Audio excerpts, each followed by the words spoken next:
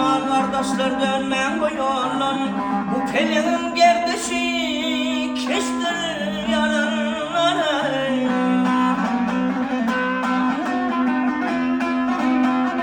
Ağlamadı kadına kalmanca kalmaya. Ahiri bir var bunun yarınlara.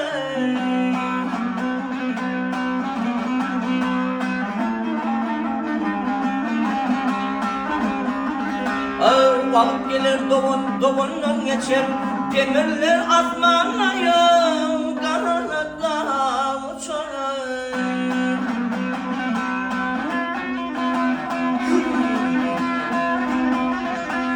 Kenarları şişir, ağaçlar seram. Kereyi dövür tamdıra, bulur yaranları.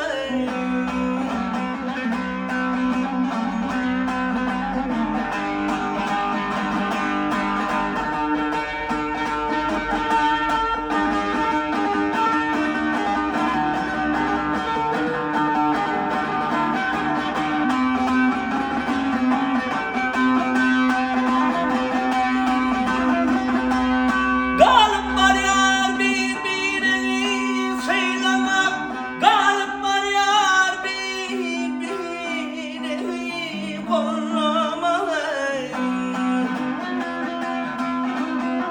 Av hakkın alan bir gününü yollamak.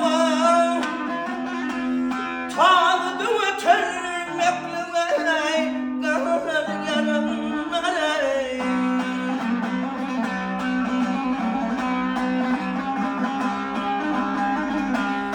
Ağım altınlı karap söyle sözümlü pis tutma ol deyva.